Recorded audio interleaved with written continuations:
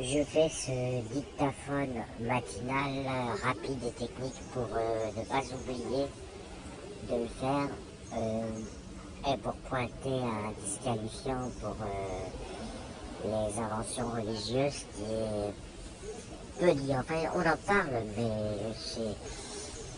il y a deux parties dedans et il y en a une dont on ne parle pas. Ça concerne les commandements qui apparaissent dans différents versets des trois livres de l'Ancien Testament, du Nouveau Testament. Enfin, ça apparaît dans le Coran, supposément être à la virgule près une exigence d'Allah. Ça apparaît dans l'Ancien Testament. Et dans l'Ancien Testament, il dit tu aimeras ton Seigneur plus que tout le reste et de toutes tes forces, etc. Dans le Coran, c'est un verset parfaitement clair qui dit je vous ai créé, vous les êtres humains, alors, et les djinns. Si j'ai pas la flemme, je reviendrai sur cette notion logique. Je vous ai créé, vous, les êtres humains et les djinns, pour une seule et unique raison que vous m'adoriez. Et vous avez le sacrifice d'Abraham, alors que je rappelle, donc c'est selon les trois religions, enfin les deux religions, christianisme et islam, puisque le judaïsme est une partie, enfin le texte du judaïsme c'est l'Ancien Testament du christianisme. Quand je dis les trois c'est les deux, parce que sur le plan textuel, ce que fait le judaïsme, c'est juste qu'il ne reconnaît pas le Nouveau Testament. Il ne reconnaît que l'Ancien qui s'appelle la Torah.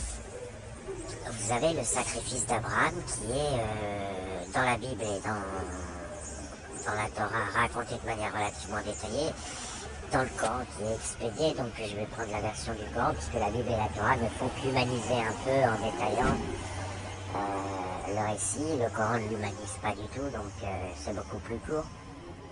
Donc vous avez Dieu qui va dire en rêve à Abraham je t'ordonne d'égorger ton fils. Le lendemain matin, en se réveillant, Abraham dit à son fils je me suis vu en rêve recevoir l'ordre de t'égorger. Donc le fils il fait ah bah papa, ok, bah si Dieu le demande, il faut que tu le fasses, hein. Tant pis, c'est comme ça, voilà, c'est la vie. Donc il prépare le truc, Abraham prend un couteau, il accompagne son fils en haut d'une montagne en disant je vais t'égorger là-haut en haut de la montagne. Son fils et Abraham montent ensemble la montagne, son fils s'apprêtant à être égorgé, son fils s'allonge, Abraham donc sort le couteau et s'apprête à l'égorger. Et finalement, Dieu retient sa main, il fait c'était pour te tester, pour voir si tu étais prêt à m'aimer à 100%, à m'adorer à 100% et à m'obéir.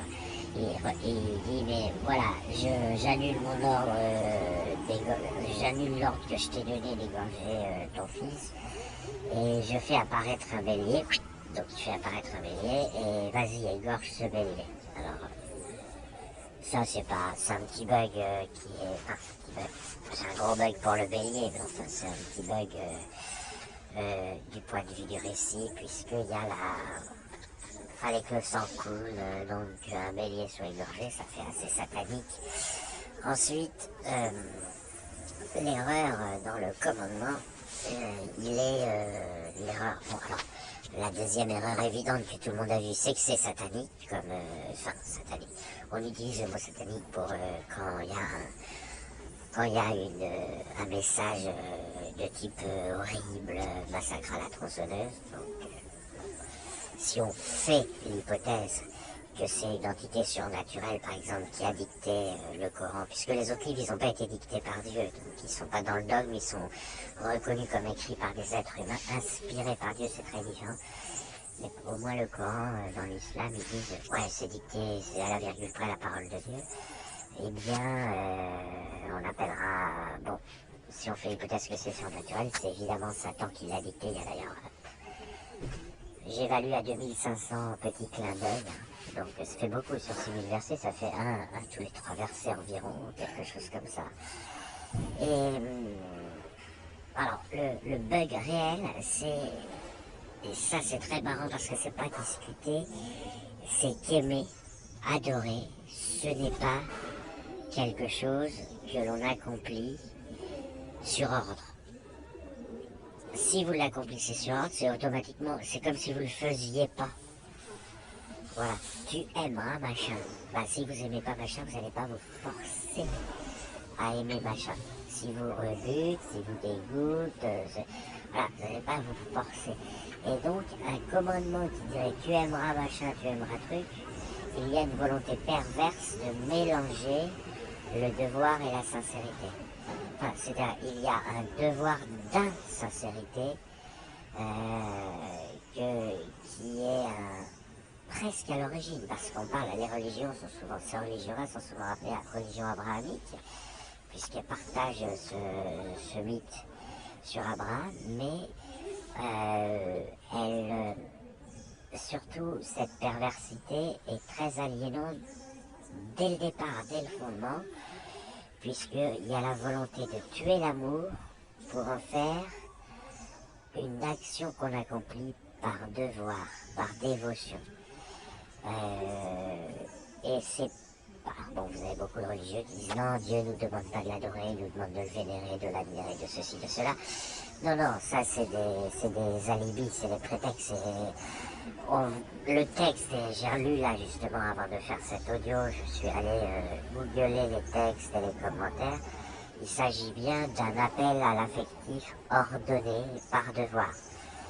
C'est comme imaginer votre prof le plus autoritaire et qui intimide le plus les gens, qui dit « adorez-moi, craignez-moi et adorez-moi ».